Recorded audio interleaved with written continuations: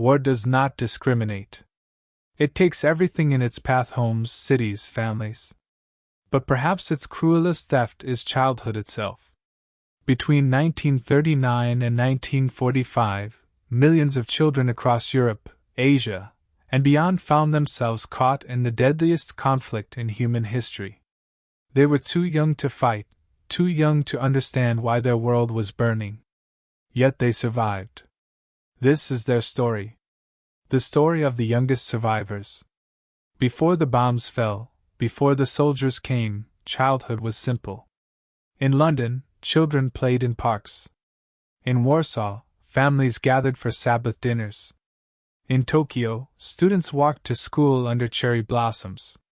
Interview insert: Margaret Thompson, 92, British evacuee. Margaret. I remember my last birthday before the war. I was 6 years old. My mum made me a cake with real butter and sugar. We had no idea that within months, those things would become memories. Luxuries we'd dream about. But the storm clouds were gathering. By September 1939, Europe plunged into darkness.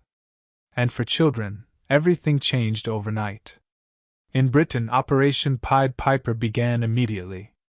Nearly 3 million children were evacuated from cities to the countryside, often without their parents, clutching gas masks and small suitcases containing everything they owned.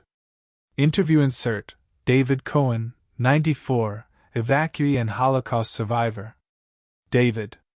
My mother pinned a label to my coat with my name and address. I was 7. She kissed me goodbye at the train station and said, "Be brave." I didn't know I wouldn't see her again for 4 years. I didn't know some children would never see their parents again. For Jewish children across Europe, evacuation meant something far more desperate: hiding, false identities, and a silence that could mean the difference between life and death. An estimated 1.5 million Jewish children were murdered during the Holocaust. But thousands survived, hidden in attics, cellars, convents, and forests. Interview insert: Anna Bergman, 91, hidden child survivor. Anna.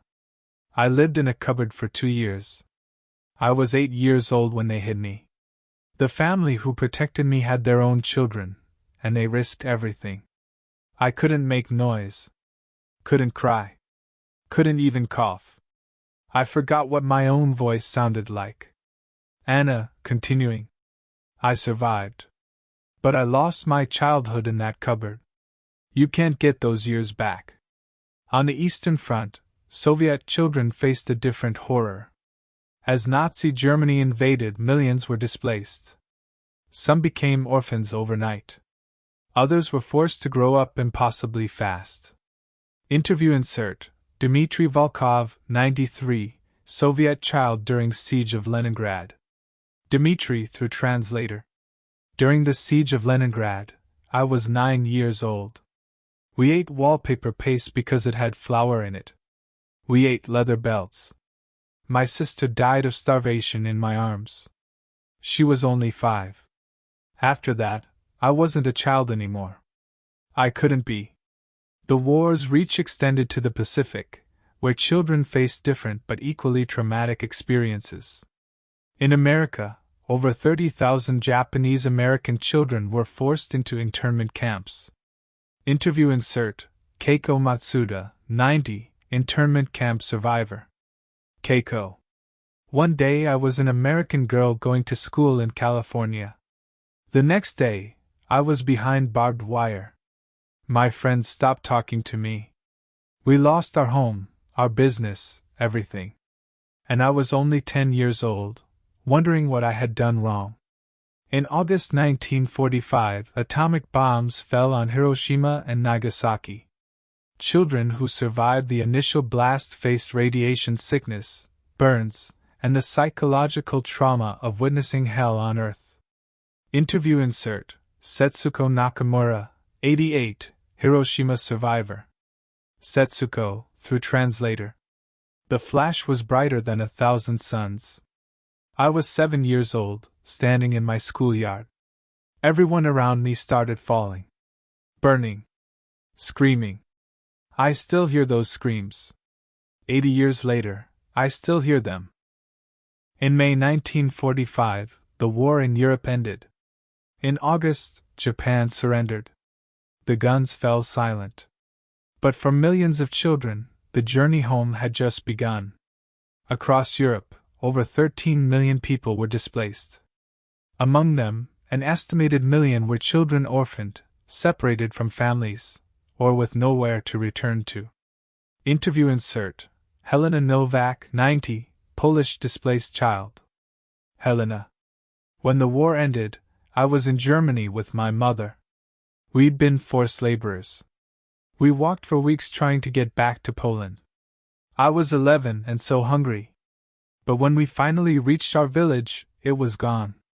Just rubble. Everyone we knew was dead or scattered. We had survived, but what had we survived for? International organizations struggled to reunite families. The Red Cross maintained massive registries. Photographs of lost children were posted in town squares across Europe. Some reunions were joyful. Many were painful. And for countless children, no one ever came looking. Interview insert. Margaret Thompson returns. Margaret. When I finally went home to London in 1945, I'd been gone 6 years. My mother cried when she saw me. I was 12 years old, but I felt like a stranger in my own house. My little brother didn't even remember me. We'd lost so much time. The physical rebuilding began quickly. Cities rose from rubble. But the psychological rebuilding would take generations. Interview insert. Dr. Ruth Westheimer, archival footage. Dr. Ruth, archival interview. I was an orphan of the Holocaust. 10 years old, sent to Switzerland alone. The trauma doesn't leave you. It shapes everything: how you love, how you trust, how you see the world. We survivors, we learn to live with ghosts. Today, the youngest survivors of World War II are in their 80s and 90s. They are grandparents, great-grandparents. They built lives, careers, families. But they never forgot. Interview insert. David Cohen returns. David. For years I didn't talk about it. I wanted to be normal, to forget. I had children, I worked, I lived. But the memories don't fade. And now, at my age, I feel an obligation to speak. Because soon, there will be no one left who remembers. In their final years, many survivors have become educators, ensuring the world never forgets what they endured as children. Interview insert. Anna Bergman returns. Anna. I speak to schoolchildren now. I show them my identification papers with my false name. I tell them about the cupboard. And I see their faces, they can't imagine it. That's good. I hope they never have to imagine it. Anna, continuing. But I also want them to understand that war isn't just about soldiers and battles. It's about children who stop being children. It's about stolen futures. The lessons of World War II feel distant to many. But across the world today, children are still caught in conflict, displaced, orphaned, traumatized. Interview insert. Keiko Matsuda returns. Keiko. When I see refugee children on the news, I see myself. That same fear in their eyes. That same confusion. And I think, have we learned nothing? Are we going to let this keep happening? The child survivors of World War II carry a message urgent now as ever. Peace is not just the absence of war. It's the presence of justice, security, and hope for every child. Margaret. We survived. That's what I want people to know. Children are resilient. Dmitri. But resilience has a cost. A cost we paid our whole lives. Helena. I'm grateful I lived. But I grieve for who I might have been. Setsuko. Peace is not free. It's built by those who refuse to forget. Anna. Tell our stories. Keep telling them. That's how you honor us. David. We were children. Just children. We deserve better. Every child deserves better. The children of World War II are now among our last living witnesses to history's darkest chapter. Their stories are gifts painful, precious, and profound. They remind us that behind every statistic, every casualty count, every historical date, there are individual lives. Individual childhoods. Individual futures that war tried to erase.